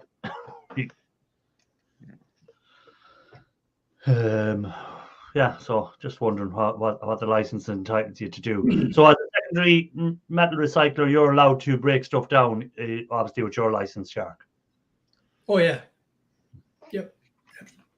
That's and the main thing about the license, the secondary metal recycler certificate here in Florida, they do a criminal background investigation, and then you sign a statement that says that you are familiar with the laws of the state, and you have to have a facility that is in a properly zoned location. So, you know, the intent behind the certificate is to, you know, do what they can to ensure that you are a true legal entity involved in this. Okay. What did Bruce say there? I picked up a car, a VW, and someone had removed the cat, cut it open, removed the cat's material and welded it back shut and reinstalled it back in the car. Wow, That's sneaky. that's a lot of effort. Well, again, it may be because the cat was gone faulty, and you can cut it open, take out all the material, take out the sensors, and then drive your car without all the lights coming up. I know a guy who had to do that on his one because he wasn't going to pay in whatever it was, $2,000 for a new cat. So he took out the sensors, the material, put the cat back into place, but it wasn't doing anything. It was just empty. But no lights going up on his dashboard when he was going in for his NCT test or his MOT test or whatever. It wasn't showing up as having a fault on it. Everything was working perfect. So it saved him $2,000 to do with that. Take it apart and remove everything. So that may have been an issue there as well, Bruce. So I once had a 54 Ford and a Maverick, and the pipe between the engine and the muffler had rusted out, and the state that I was living in at the time required vehicle safety inspections, and so I go pulling into the bay, and I mean, you know, it sounds like a freaking tank. I mean, because there's nothing, you know, muffling the sound of that engine. You know, a huge V8 engine in there. I come in and I got to shut the engine down so I can hear the guy talking to me. And he says, well, I'm looking at the checklist and all it says is that there has to be a muffler. I don't see anything in here that says the muffler has to be connected to the engine. So I guess you pass. Wow. Yeah, I'll give you a pass. It didn't say it had to be actually connected and working. It just had to be there. I see some of the scrappers out of dumpsters and wonder how close to the wind scrappers are sailing in terms of yeah, well, that's it too. If scrappers, and this comes into YouTube scrappers especially, if YouTube scrappers are putting stuff up there and it's showing things that are breaking the laws, eventually you're going to have people, it's going to be causing issues for scrappers down the road, because there is certain people up there, like say burning your copper wire on a YouTube video. Like you're breaking the law, and eventually if the enforcement laws in your area want to go after you, you've just given them the video evidence to prosecute you. So if you know, so my advice to anyone, if you're going to do YouTube, is stick to the rules. Don't do anything ever illegal that will lead, because you're creating your own video evidence to be used against yourself. So I can't make videos of hunting down and killing people? No, that's not allowed. That you can do that on the dark web, bro. The dark web, right? Yeah, the dark web, you can do that. I have to renew my subscription for that, right? Yeah, I haven't on there in a long time. I've never been on there. Oh yeah, you want to see some shit? Go to the dark web. No. I'll send you a link. No. We're allowed to dumpster dive in daytime hours only. Again, that's another thing you see a lot in America. You have dumpsters now. A lot of dumpsters are being putting up signs, no diving allowed, it's against the law, blah, blah, blah. Because again, people are just taking stuff out of the dumpsters, throwing it everywhere and creating a mess for everything. So again, it all comes down to behave yourself, and you might be allowed to do more stuff. If you act the idiot and create a mess and create hassle for everyone, then of course they're going to put more restrictions and laws on us. So again, I was watching a guy that does electric motors. And he's like, oh, I gotta, I watched this guy, and he does his motors like this. So he, took it all apart, cut the end off, and he puts it in a fire pit and he burns it. So then he brings it over, puts it on his thing, and he just takes like a little punch, a long punch, and he puts it inside there, and it all pries out. So I told him, I said, that's nice, but I said a lot of states that's considered burnt wire, which you can't sell. Like Michigan, it is illegal to sell burnt copper wire. Like I had like a ball of it that I got from a clean out I did, and I asked my What happened? Fucking Earl's over there doing something. I asked my yard manager, I said, do you want this? He's like, I'll buy it off you. I said, it's burnt. He said, yeah, but it was like 2 pounds or something. But I gave it to him. I said, no, I said, here, because if it comes back at you, I don't want him saying you bought it. I said, so I just gave it to him. But yeah, you can get some deep shit for that. And he's like, well, that's stupid. I said, state laws, what are you going to do? You cannot burn copper. Yeah, the only time a scrapyard would take burned copper wire is if it came from a car that was it crashed and it went on fire, and you can prove that it was done properly. There was an accident it came from, or a house fire. Again, copper wire that comes out of a house fire, something like that. Then they can take it, but you have to be able to prove that that's where it came from. Yeah. And I watch this guy all the time. I mean, this guy does. He's got a lot of subscribers and shit, but it's like, dude, really? Why would you even bother doing that on a video? It's stupid. Yeah, that doesn't make any sense. I mean, if they really wanted to, the law enforcement folks could have a heyday just going after the idiots that show some of the stuff that they do on YouTube. I'll tell you who it was later. Yeah. But I watch the guy all the time. And it's just like, one of the advantages. Evidence. One of the advantages that I have as a business is that when I can go to a construction company and ask, hey, can I pull metal out of your dumpster? And then a lot of times they'll say, no, we're concerned about the liability. In which case I can say, here's my business card. I'm a full up licensed secondary metal recycler, and I'm fully insured. Yeah. So then it's like, oh, okay, cool. Because if I get hurt while I'm on their property, then they know that, I have the insurance to cover it and I'm not going to sue them.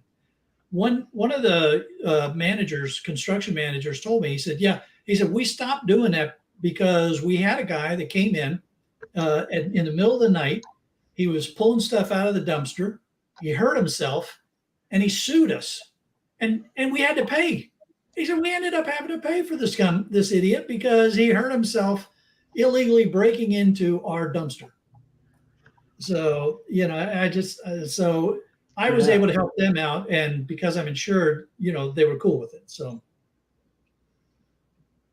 I did make it back in time. Welcome back, Electronic Scrapper. Electronic Scrapper, when do you plan on having that video out? Because he said earlier he didn't get a chance to do that video that he was telling us about last week. So hopefully get it out this week. And because that looked very interesting, the way he was. I wanted to see what he was doing. So hopefully, Electronic Scrapper, you might be able to get that out this week. Like the people who let firms out of the fridges. Yeah, that's another thing. If you're letting out the and it's on camera, yeah, that's like creating the thing. But again, sometimes I know of scrappers who have been told it's been already dealt with and it's been taken out, and actually they just go, oh yeah, the guy got off this offset, this has been all the gases have been all discharged from it. So initially they just cut through and the gas comes back out. So again, they were lied to in the first place and they took the guy's word for it sometimes. So sometimes that can happen, scrappers, that they get caught out that way, that they think it has been degassed when it hasn't been. I don't trust people at all. I always wear my face mask and gloves when I'm cutting a sealed unit out, because 9 times out of 10 they didn't degas it. Yeah. And it's been passed on to me with a statement that says it was degassed, and then then it ends up, blowing up in my face. Yeah, and Almost again, literally. what happens there, Shark? Say now, for instance, you've been told that's been degassed, blah blah blah, and you cut through it, and someone reports it, and you get in trouble for it. Okay, can you go back and say, well, this guy told me it's been degassed, or do you have to get it in writing from them saying they've said it's been degassed? So technically, I should get a written statement from them because when I sell a sealed unit or a refrigerator to a scrapyard, I'm signing a statement that says that it was properly degassed. Yeah. I don't get that many that it's that big a deal. And if it ever became an issue, I would just stop taking them. And then as literally as one, I won't say what type of what level government official they were, but they were a government official. As one of them put it to me, he's like, "What else is going to happen to them? They're going to end up going to a scrapyard. I mean, they're going to end up going to a landfill where it's going to probably get degassed anyway when the claw picks it up. So when it crushes it, Yeah, will degas." I was talking to a guy at the recycling center. Let me see what he's saying here. I was talking to a guy at the recycling. He said the home sneak in at night and cut the compressors and rads out of fridges, take care of the problem. One way of degassing. Yeah. So it is. A unit out in the yard that is fully charged, but there's no valves on it to discharge it. So, and I got it from my HVAC. My buddy that has the HVAC company is like, "Good luck." I said, "I'll tell you what I'll do. I'll put a self-tapping screw in there, and I'll ease it out a little bit at a time." I had at work where I get a lot of the stuff that I scrap at the big warehouse where I sometimes work. Usually Wednesdays and Fridays. There's a couple of big plastic bins, but they are really low. They're like pallet size or slightly bigger, but they're really low, so you can just take everything out if you want it. There was a complete bottom of a heat pump dryer in there. And usually the really cheap heat pump dryers, there's the compressor and all the tubing on there is all aluminium and all the fins are aluminium, and I don't bother with those. This one was all copper, and I just got my side cutters, and I got one of the pipe ends that is clamped together. I cut off the clamped bit, and I turned the pliers like 45 to 90 degrees and cut it a bit, and it basically opened up, and it just went whoosh, and all this gas went everywhere, and it was starting to smoke. So I put like a metal piece over it, so it would go down. And then there was in the other bin there was a door of a fridge, which I then put on top of the other bin. And I just walked away. My work was done. I was done really early, so I figured I can spend some time taking the thing apart. And then the whole thing in the corner was just going for 15 minutes, and nobody was the wiser because nobody was paying attention. Everybody was just working, and by the time it stopped hissing and there was very little smoke actually coming out of the bin, I just went and had a look, and then still hissing a bit, and came back a couple of minutes later, and then it was no longer hissing. I just got all the copper bits out and took them all with me. It got me, I don't know, about half a kilogram of copper. But about 1 pound. So yeah. But you created a scene before it happened. I kind of, yes. As you do. I left the compressor though. I stopped bothering with those. I don't really any of that stuff, thank God. I was at the scrapyard. This must have been 2 years ago now. Guy pulls up with 3 of the HVAC, the compressor units, and the yard guy says to him, because he's going to just tip it off. He's going to tip them off there at the shred pile, and the guy says, "No, you got to go get this paperwork done," and blah blah. And the guy starts cussing at him, and he goes to tip the thing off, and when he did, it broke one of the copper lines, and now you got billowing haze of gas coming out of this thing, and you got this guy cussing at the guy that's trying to run the shred pile, and the guy running the shred pile is like, "Dude, see, this is why I told you got." Oh my God, it was just freaking hilarious. I wished I'd had my camera with me at the time because it was just the most insane thing, And of course now the yard manager's got to come over because this guy's created a quote unquote hazardous release on the property, and oh my God, it's just a mess.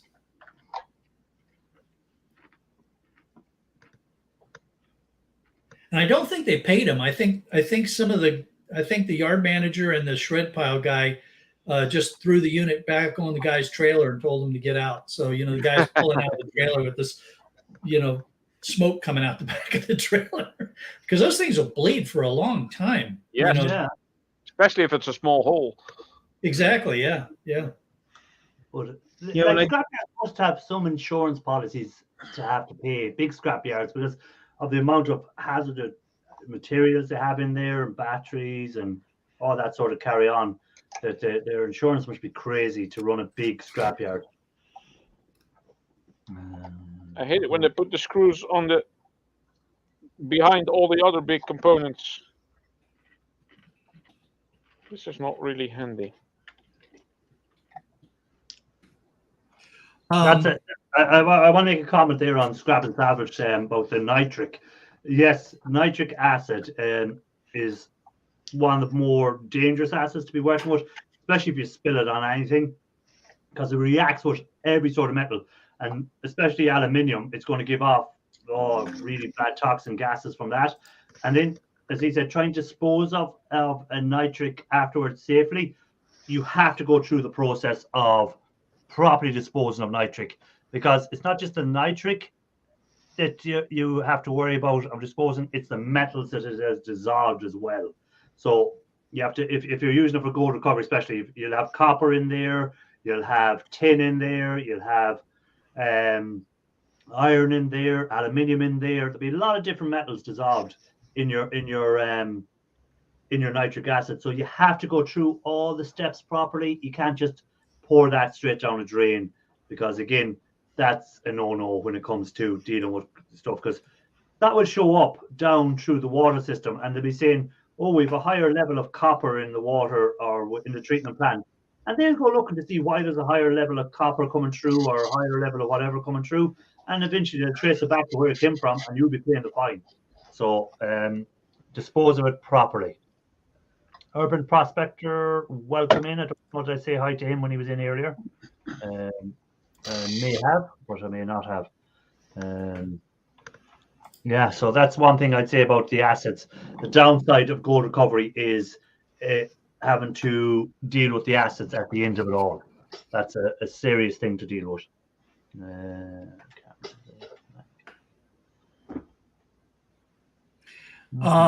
So Irish, I can tell you that insurance, your comment about insurance is spot on. I spent my insurance, between the vehicle insurance and my liability insurance, was close to $4,000 this year. And again, you're just a secondary metal recycler, so you're not classed as an actual one of these big scrapyards. So what would their insurance be like? Oh, look at Mrs. Shark coming in with stuff for him. Made him for Mother's Day. Oh, yeah, what she made me for Mother's Day. Happy Mother's Day to all the American mothers, because Mother's Day on this side of the world was last month, I think. So no, it's today over here. All right. Well, in Ireland it was last month. I'm not a mother, so I got the hours too early this year. I don't know which. I'm going to take a look at this. I'll be back in a. Yeah, no problem. She's going to hit him in the head with that tray. That's what's going to happen. He's going to get the num-nums. Yeah. With a lump. Damn it. Yeah, the way of doing the foils with the vinegar and salt would be a lot safer, because if you can put salt and vinegar on your chips, I think you're safe enough putting it on, pouring that out afterwards. You could put on both kinds of chips. Yeah, Mother's Day was in Ireland, and the UK was in March. Oh, really? Yeah. Why is it different? I don't know. That's always I can't figure out why Mother's Day is different in America and Europe than it is in Ireland and the UK. Why are things different? Are a lot of things different all around the world? Why can't everything just be like somewhat more similar? Was it good, Shark? Oh. Oh, Shark! I saw a trailer of a movie that's coming out soon.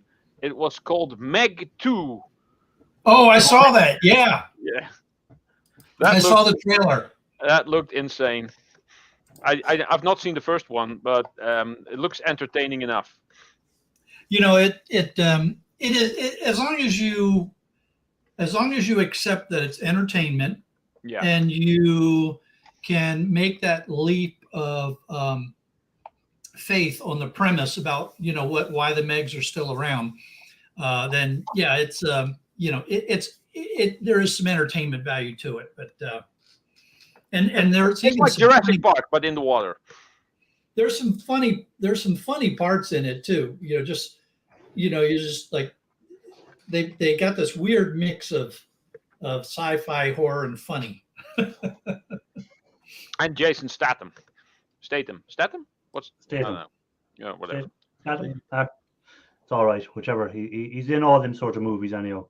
But yeah, see there about who was it saying about the videos of the Indian guys doing gold recovery? If you ever see their videos, like they're there with their sandals on and they're pouring acids and it's bubbling up beside them, and you're here like thinking, my God, if that lands on your feet, like that's it. You're going to be crippled. Your feet are just going to be. Well, the average age people get to, the average maximum age there is like 20 to 25 years lower than in Europe.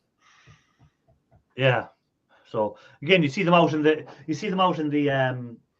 going through the big dumps, picking out plastic bags out of it, because again they can resell the plastic bags for whatever purpose, and then picking through all that and fighting rats off trying to get to stuff. Like, my God, that is an awful life, we I don't know how they do that.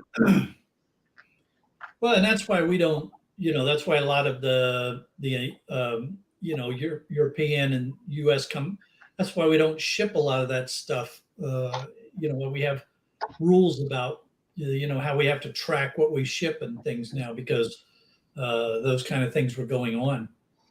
Yeah, but again, we say we have rules, right? But we have rules as far as I know. In there was a documentary going on, and it followed. We'd say America sold their stuff. They said, "Oh, our stuff has been shipped to Europe," blah blah blah. But they didn't care where it went after that, because then Europe decided, whoever they were dealing with in Europe decided that was going to India. So at the end, it did end up in India anyhow. So again, it's like, I know we send stuff out to wherever, and we're saying, oh, it's going to a good recycling plant, blah blah blah. But afterwards, no one really follows up. Is that recycling plant doing it properly, or are they sending it out? So as long as you have a bit of paper to say, oh well, we sorted it in, we're covered. People don't care. Yeah, no, that's very true. That's very true. And that's part of the challenge too. Is how do you track that? For instance, I try really hard to vet the people that I sell my stuff to, but do I turn around and check my local yard? Well, I know what they're doing, because they're ultimately owned by a big Chinese recycling company. So whatever they don't process in the U.S., they send back to China to process. So I have some idea, what they're doing. But there's other people that I sell to, and I don't even have the wherewithal to go and figure out who they're selling the stuff to, much less, tracking it. So. Yeah. Wannabe Scrapper said, I just came across an old Tandy 128 computer, plugged it in, it still works. Tandy? Yeah. Wow, very cool. So whatever you do, Wannabe Scrapper, don't scrap it out, because you're going to have everyone putting in comments, you would have made a lot more money selling that on eBay, blah, blah, blah, blah, blah. So do a video of having it and say, if anyone wants to buy it before I scrap it out, make me an offer. Here's my details, and then see how many will make you an offer. And then when you get no offers, scrap it out. No. Go to eBay and then. Yeah, I- but bet so- there's a Put market it, for put those. it on the table, plug it in, show that it works, and then hit that damn thing with a sledgehammer. just In to the annoy video. people, You have just to annoy them. But I still have this. hold on, let me make it bigger. Oh, that. Yeah. I still have this. You know, no one has made an offer on it, and the one person that even responded to me, they said, "Well, I really only need the CD drive out of it. So would you consider CD parting drive? it out?" You can still buy DVD burners that also play CDs. Yeah, but they probably wanted so- it originally. See, You So, can Ralph- you can buy the Ralph, he IDE wants one the- still if you He want. wants the 5 1/4 floppy drive out of Oh, there, the floppy not drive. CD. Oh, Yeah, okay. not CD. I'm sorry, that was my bad. Okay. Well, Wannabe you Scrappers, can still buy those. would it be worth scrapping? Always remember, Wannabe Scrapper, scrap is the lowest value of any item. So scrap it. if you can sell it on eBay, you're going to make more. Even if you only get $20, you're going to make more than you will from scrap. You won't make $20 of scrap from a computer. So always remember that. So just sell it if you can. Guess If it what? works, sell it. Guess what? Yeah. Shark's next scrap out's gonna be. Hey, Cruiser Mac, put a Cruiser Mac's comment reminds me of, I think it was Mad Magazine one time. They had a picture of a Dalmatian, and a guy was pointing a pistol at the Dalmatian, and they said, "If you don't buy this magazine, we're going to shoot this dog." Oh yeah. Oh God, look at the time. I'm gone past my time. So Shark Scrapper, what's the plan for the week? Monday is the video on how to identify and grade peripheral boards. This is a street scrapping week, so there'll probably be at least one street scrapping video, depending upon how that goes. And then Wednesday there'll be another video for my Patreon members, and I'm still editing that. And then no live stream on Sunday because I will be with my dad as he gets his PhD, and so I won't be around. Okay. Cool. So, Ralph, anything planned for the week, video wise or anything? Video wise, not so much. I did film some of the building of the workbench that I now use. I'm probably gonna tweak some bits, put up more magnets, hang up more tools, maybe mount the vise, and get that on video, and that will be a video at some point. But hold on, let me see if I can put this on screen here. There we go. I have ordered these today. This is the new Zelda game that came out, I think 2 days ago. I ordered the collector's edition, the special controller, and a strategy guide, cool looking book. That will be coming in a few days. So I'm going to be busy playing video games. Oh, there we go. So we won't be seeing Ralph for a while. Yeah. I You have got been it. thinking of creating, or well, I have a Twitch account. At some point, trying to maybe live stream some of the video gaming, but no promises. I've been thinking about it. That's all. No problem. E-Waste Mike, what's your plan for the week? I'm gonna be playing video games. Hey, Minecraft. Oh, what game is that you're playing? Minecraft. Minecraft. I did a I made a farm for killing animals without killing animals. Okay. I don't know. How is work going? Are you still busy over there? Last week. Hey, Ian is still there. This is the last week. We started. started, Last week, you're handing in your notice, have you? Yeah, I'll tell you why when we get off. Okay, that's all right. And then I have so- 2,000 pounds of computers. You heard what I said, Shark? 2,000 pounds. Shark? Cool. Not 500 pounds, 2,000 pounds. 2,000 pounds. And I'll have them That's a done good probably load, by man. the end of the week. They'll all be done. Shark. Wow. That's a good load. But yeah, but I know that they won't all be done because you never really get them all done. You eventually get them all done, but you don't get them all done. if I get them Monday, by Wednesday they can be done. I have 10 pounds of computers to scrap out tomorrow. I have no computers to scrap Yeah. out. So Well, so you have like maybe. one computer, because one computer is like 20 pounds. Okay, well, I have 4 computers to scrap out tomorrow. No, 5, 6 computers. What would that weigh? 120 pounds. I have 120 pounds of computers to scrap out. Wow, you're gonna be busy. Yeah, you're going to be busy. But yeah, Well- other than that, nah, not really too much. I'm gonna probably start playing with these motors, get them cleaned up. Okay. I don't know. I don't know. I don't care. Okay. Well, I should have a video out Thursday, I think. I'm not sure. I should be live next Sunday, same time. So if you wish to join me, you know where the channel is, same bat channel, and we'll be live again next Sunday. I'm going to send you over to who's live. Let's see who's live. I think Raphael Scrapper is live. Yeah, he's Yes, playing Raphael. Carmageddon. Yeah, so Raphael Scrapper is live. I'll put his link in there, and you can pop over there and say hi. I think that's the link. Okay, so link is there. Thanks for being in as always. If you haven't hit the like button, please do on the way out. And Elf, Scrap you later.